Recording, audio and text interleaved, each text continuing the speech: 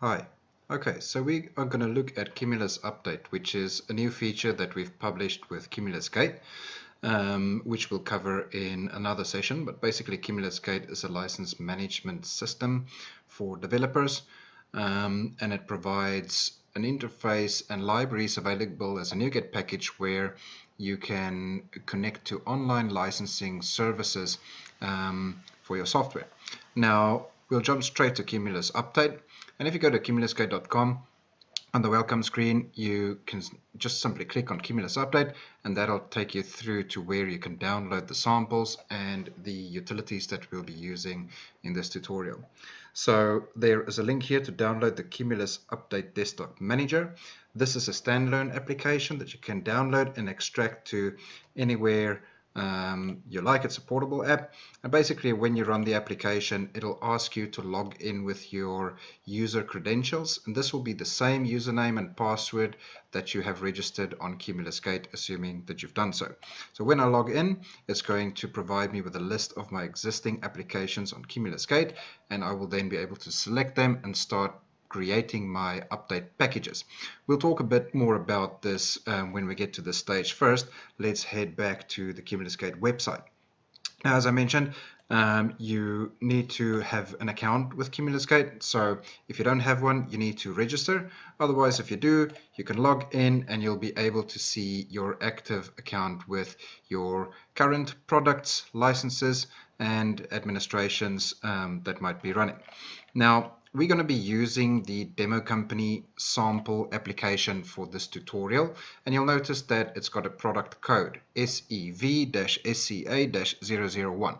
So that's the most important bit. That's the app ID, and that is what's going to help us identify the application, extract, update information from the online service, and process the application that we'll be working with.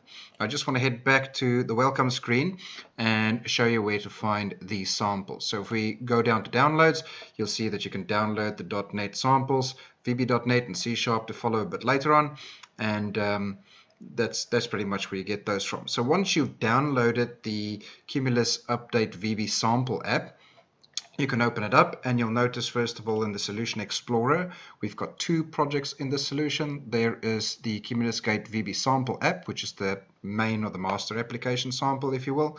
And then we've got the actual updater application, which is going to be processing the updates. Now, just looking at the main app, this is what it looks like. It's very simple. It's just got a tab control with 3 tabs and images displayed within them, and I'll just show you what that looks like when we run it. So if we run the sample app, this is what you'll see: image 1, image 2, and image 3. They're not important. This is just so that we've got something to work with. And you'll notice currently it says there it's version 0.0.0, and we are going to publish an update through the Cumulus Update Desktop Manager, and we will rerun this app and then see how it downloads and updates those packages for us. Before we get into it, let's just have a quick overview of the process. So we've got a main application, and what we're going to do is we are going to hook into the CumulusGate DLL available as a NuGet package, and we'll initiate or create a new instance of that update class. Once we've done that, we can retrieve the current online version of the application using the application's ID. We then compare the versions of the online version and the current one, and then if necessary, we can then initiate the download of that update package. Once that's done, we need to close the main application. Of course, we can't override the running application if it's still running as a process, so we need to close that, start another process, which is the updater, and that will then extract and override all of the update package files. Once that's done, we will then close the updater app and then restart the main application. Now, there is another feature that I've built into the main application, and that is to update the updater. It sounds a bit silly, but again, once we run the updater, we cannot, while the process is running, update that assembly itself. So we need to wait for it to close, start the main app, and then update the updater, because sometimes that is necessary. So I've built in all of this in the sample app for you so you can see how that works. Now, it's important to note that CumulusGate and the Cumulus Update services provides you only with the online storage version returns. In other words, indicating which versions are available online, and the download facility to download those zipped archives of your updates. What you do with it and how you process that information is entirely up to you. I've provided these samples just as an informational tutorial on how it could be done, but again, this is completely up to you. So the first thing is to add your NuGet package. So if we go to our sample app here and I go to manage NuGet packages, you'll notice I've already got my CumulusGate package installed, but if I didn't, you can just go to browse and start typing CumulusGate.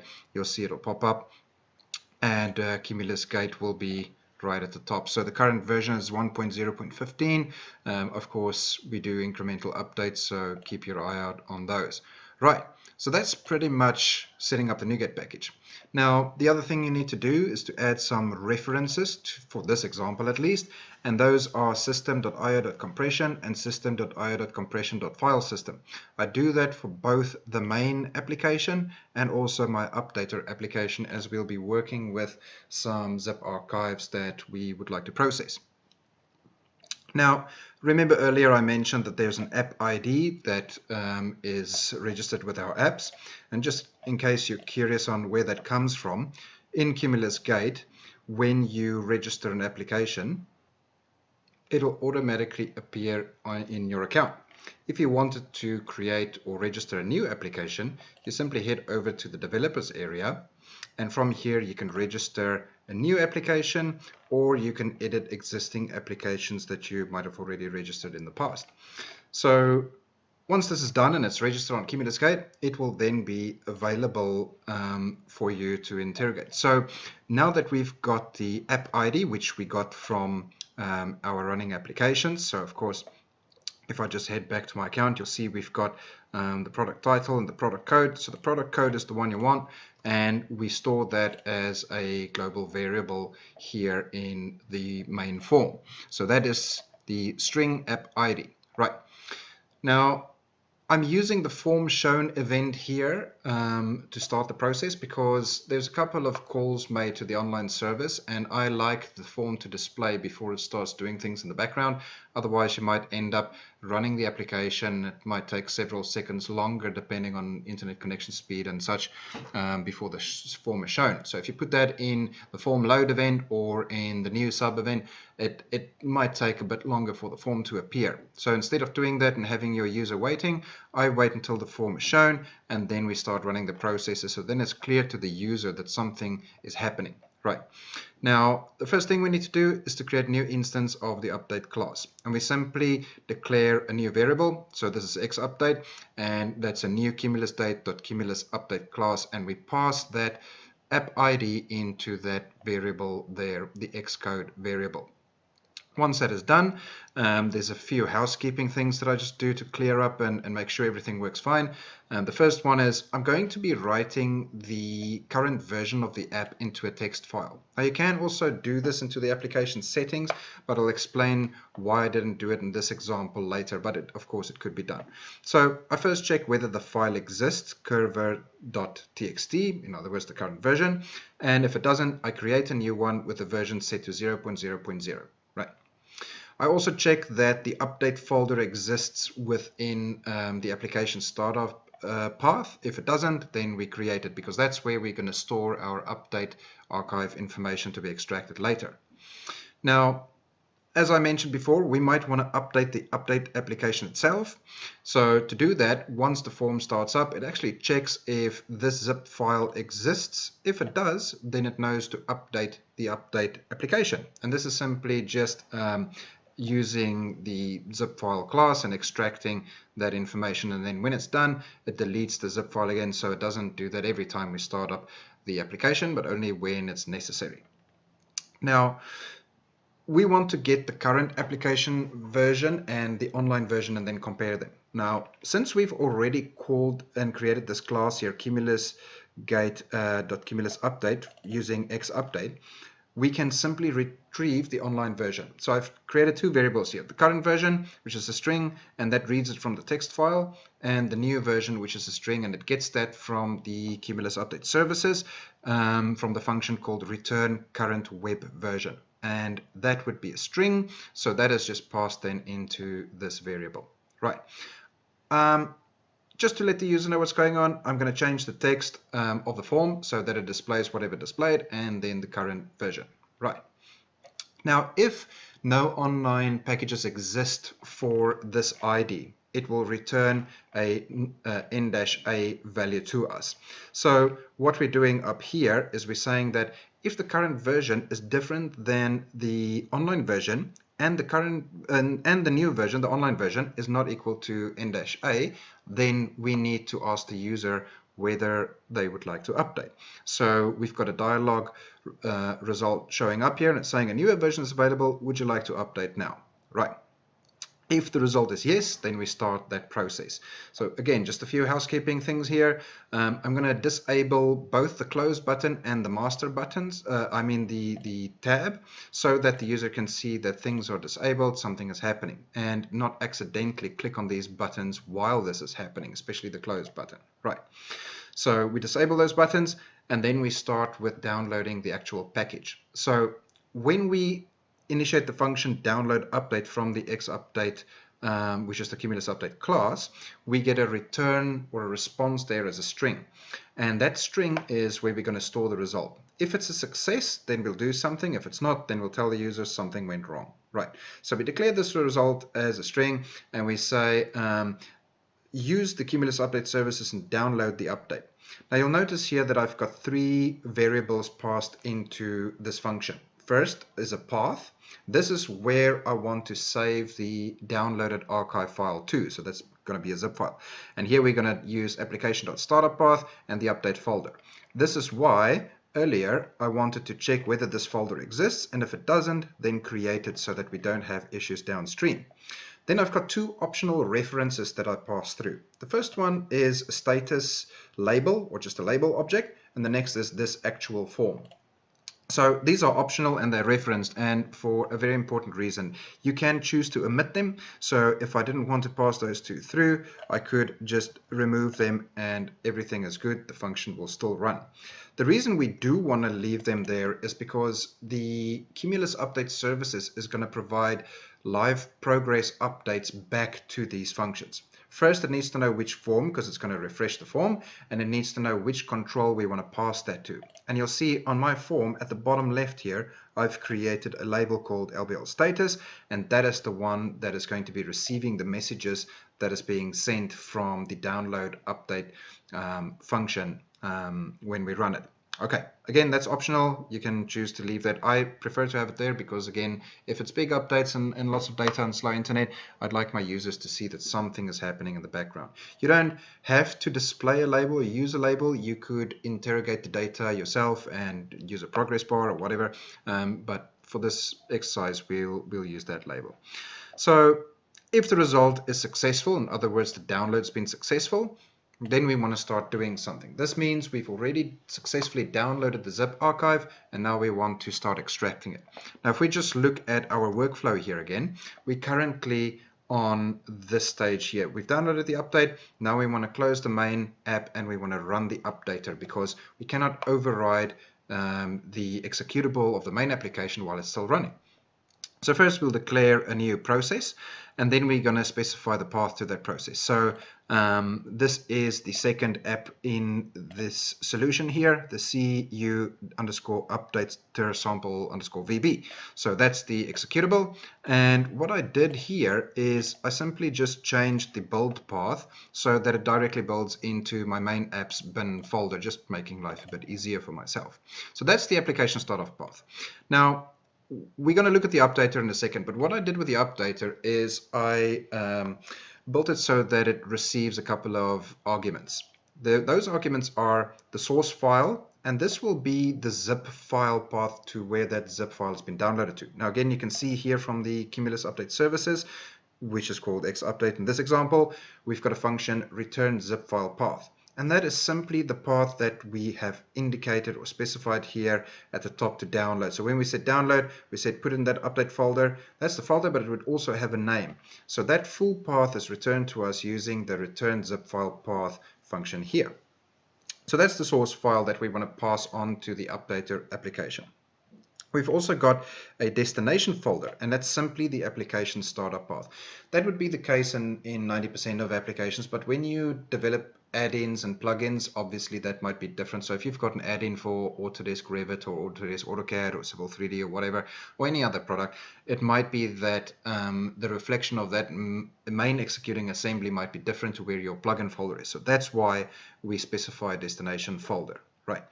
There is also a variable called the str app to restart, and that is just a path on which application do I want to restart, since we're going to close this one once the update is finished. And again, that might not be the main application. It might be that you're running a plugin, so that could be the master application running in the background. And then, of course, there is a process to finish. So what we do here is we would like to tell the Updater app not to start updating until the main executing assembly has finished, or that process has finished. Again, if you're running an add-in, you might want to wait for that master application to shut down, or for the user to exit or do something before the actual update starts, to avoid having issues come up when you try to override assemblies that's currently running or being referenced by executing processes. So once we've declared all of these variables, we can then add these arguments. And what I do is I add them in parentheses so that the paths and spaces in the names doesn't mess up. So the way to do that in VB.NET is to just add a jar34 and then spaces between those arguments, and we just push all of them in there. And that's as simple as that. So you'll also see right at the end I've got the new version parameter, which is an argument that I don't have in this list because it's already been declared up here, the new version. That's also passed through to the Updater app that's going to run. I then change the text on the current form just to show the user that something is happening, so it'll say please wait, and then it's going to start that process. It's also going to wait for that process's window or main window handle to be shown before it closes down this app. And if you don't have to do that, but again, it's just a bit cleaner so that one process doesn't just shut down and the user's left in the blank before the other one opens, because it might take a few seconds between them. And sometimes users might feel that the process is not running or something went wrong. They're a little bit in the dark. So keeping it open until the other one opens and then closing the previous one is just a little bit better for me. Anyway, once that window is shown, we can then close this form, and then we will see what happens with that Updater app. So let's go to the Updater app. Again, it's just a form that we've got. We've got a logo there, which doesn't mean anything, but then we've got a label here saying process to finish with a just an ellipsis there, a placeholder with a label called LBL proc. And that's going to just show which process this app was waiting for to finish, and when it's finished, it's going to tell us it's finished. We've got a text box here that's going to store the destination path. So we can see, it's not necessary, it's just for us to see what's happening. And then we've got the actual update button. Very importantly, there's also a timer attached to the form. And this timer is just going to tick, and what it's going to do every half a second, it's going to check whether that main application, the process to finish, if we just jump back here, this process to finish has actually finished. And when it does, this currently disabled button, if we look in the properties here, you'll see the enabled says false, that will become enabled. Right. Now let's look at the updater source code. Again, we need to reference the system IO.compression and system IO.compression.file system, and we just import those assemblies up here. So if we go back to the Solution Explorer and we look at the references, you'll see there they are, those two. They're quite important. Don't worry about the system.net and stuff, you don't need those. Okay, now I've declared some variables here at the top where we're going to store the command line arguments into. So we've got the process name, the destination, the source, the app path that we want to restart, and the version. Right. In the new sub, so when in the new class, when this class starts up, we're going to call those arguments and we will store them as an array. The initialize component has to happen, so that's just required by the form. And then we're going to process the arguments. First, we're going to say, check if the first argument, and it's not 0, actually the 0 or the first item in this array would be the executable path itself. So that's a system variable. We ignore that. Our arguments, since we've got 5, will start from 1 and run through to 5. Right? So Those are the ones that we want to check. So we're going to check whether the first one is a valid file path, the second one is a valid directory path, and then we want to make sure that in total we've got 6 arguments. The first one being the system one, and the other 5 are the ones that we pass into the app. So here we go. Those variables that we've declared at the top will now be populated with these argument values. Right. I'm going to change here the process label, this label we have here at the bottom, that proc label at the top, sorry, this one, that the process name, and it's going to just show that. So it'll say, in this case, cu vbsample app.exe, right? We're going to change the title of the form as well to just display whatever it was displaying, plus the version that has been passed again through the arguments.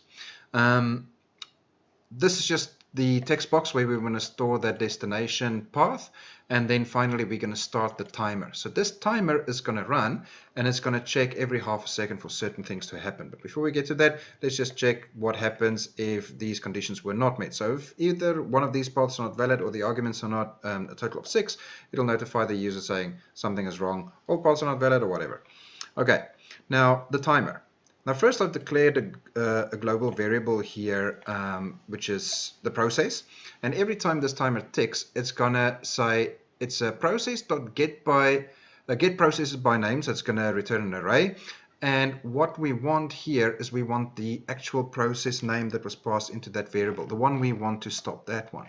So it's going to see whether one or more instances of this is running, and if it is, if that count is greater than 0, just do nothing, keep the update button disabled, and run this again and again until that is not true anymore. So once that count is not greater than 0, in other words 0, then we say, okay, stop the timer, so the timer doesn't keep on running, and then we want to change that process label text, this one here, to have -finished attached to the end of the sentence, and we want to enable the update button. Right, so now that we've got that ready, it means that our user can hit update. So that's the next bit in the code here. So the first thing is, once we've clicked the update button, things are going to happen, and we want to disable the button again. We don't want the user to click it twice. I said here just make sure that you've referenced io.compression.filesystem. Now the next thing we're going to do is we're going to interrogate that zip archive that has been downloaded, and we're going to make sure that all of the directory paths actually exist, and if they don't, we're going to create them, right? So we're checking currently in the zip file, and you'll see we're going to look at the destination path, and we're going to combine that with the entry's full name. Right, and we make sure that those file paths are valid. If not, create them. When they've created, then we say, all right, extract the file to that path. Okay, and it can do that because currently the master app is not running, but the update app is running. And we'll get to that in a bit, because remember what I said, we can't update the updater while the updater is running. So I'm going to show you how we get around that. Now we're going to start a new process because we finished with the update part of it, and we want to restart the main application. So we start a new process, and if the app path was not applicable, in other words, when nothing was corrupt, then we'll give the user a message saying it's done, and we're restarting the application. We tell them which application is about to restart. Now here we just start the process, so we say process.start, and then we're gonna say if that current version.txt exists, then we want to update it, and we want to write the new version into it. Right, so next time when we run the main app and it actually checks whether this text file exists, said yes it exists, we don't have to override it. What is the current version? The current version is whatever is in that text file, which is now being written by our updater app. And this is why I didn't use it as a application setting, because if we did, we wouldn't be able to write it into this application. What I could have done is also created a command line argument interpreter for my main app, and I could have passed it from my updater app into the main app and then stored it into the application settings. I just didn't like doing it that way, so I didn't. Anyway, we've started the new process, so from here on we wait again for the input handle, which means we're waiting for the main application window to display. When it does, close the updater app and we're done. Back in the main app, it's now going to say, all right, or is it going to check, is there an updater sample vb.zip in the update folder? If it is, extract it and override it, because this means we're updating the updater app. Right, and I'm going to show you in practice how that works. Now let's build all of this. So I'm going to just quickly build my solution. And once that's done, we're going to copy this into a dummy folder just to see how everything works. So let's go straight into that. So what we want to do is we want to grab, not that one, we want to grab the EXEs, the DLLs, and we want to take those folders with and nothing else, right? We don't have to take the current version or anything. The app will create it automatically. And let's chuck this into our sample folder, which is currently blank. Okay, now that we've got these ones in here, we can start running the app. So make sure you don't run the updater, but actually the sample app. All right, so if we run the sample app, it starts up, nothing happens. It's created the current version.txt, so we can see it's written that in there, but nothing actually happens. That's because we haven't published the update package through the CumulusUpdate Desktop Manager yet, and we're going to do that now. So once you've downloaded the CumulusUpdate Manager from the CumulusGate website, you can unpack it and then you run the CumulusUpdate Manager exe. Again, you sign in with your credentials as you've registered on CumulusGate, and once this is done, we will have a list of our existing registered apps. And the one we're working with is Sample App 01. Right. When I select it from the list, you'll notice it provides us with a root folder here on the tree view. Now all I need to do is I need to start adding files and folders to this structure here. So we're going to start with some files. I'm going to click on add files, and you'll see it'll take me straight to my debug folder because that's what I did last time, and I'm going to just select the exe here for the sample app. I'm not going to add the updater because remember we can't update the updater, so there's a different process we need to follow there. But I will add the CumulusGate DLL, and we'll just open that for now. I'm also going to add some folders. So I'm going to add that image folder, and I also want to add that update folder. So I'm going to make sure I'm still in the root here, and I'm going to click add folder again. I'm going to add that update folder also.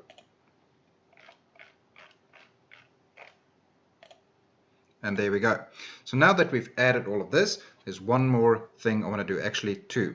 So the first thing is I want to create a zip of the updater. So let's run back to the code samples. And I'm going to select that updater, I'm going to right click it on it, and I'm going to say send to compressed zip folder. Once I've done that, I'm going to chuck it into the update folder, and back in the update manager, I'm going to select the update folder and I'm going to choose add files, right? So when I do that, you'll see if I go to the update folder, oops, that was the wrong one. Let me just run it again through here. Let's do the update sample, send to compressed zip folder, and I just want to chuck it into the update folder, and that gets added. So now we've got the zip file in the update folder, which means when the app updates, it'll pick that up. Good, everything looks fine. One more thing I want to do is a great feature on CumulusUpdate is the Obfuscator, right? So you can choose to use this. It does .NET obfuscation of .NET assemblies. So I'm going to run that, and that's just going to add a bit of safety to my application so it can't be reversed engineered that easily. Now everything is pretty much done, and I'm going to choose publish update. When I hit that button, it's going to say new version will be published and all previous versions will be removed. Are you willing to continue? And we hit yes. So you'll see the progress at the bottom. So it's uploading those packages for us, and when it's done, it says it's been done successfully. Everything is complete. Right. Now, the current version we've got here is 0.0.0. The online version we've got is 1.0.0, which means if I start my demo app, it's going to run that form shown event, and it's going to say a newer version is available. Would you like to update? I'm going to say yes. You'll notice it's contacting service and it's downloading packages. It went really fast, but I got some live updates of what's happening. The updater app starts up and it shows me that it's going to update to version 1.0.0, and it's telling me where it's going to save that to also. And the update button is enabled because this process has finished. So when I hit update, it's going to restart my sample app, and it will only close this app once the sample app has successfully restarted. And there we go. That's as simple as that. So this is how you can create your own live update, online live update manager, and distribute those through to your users of your applications.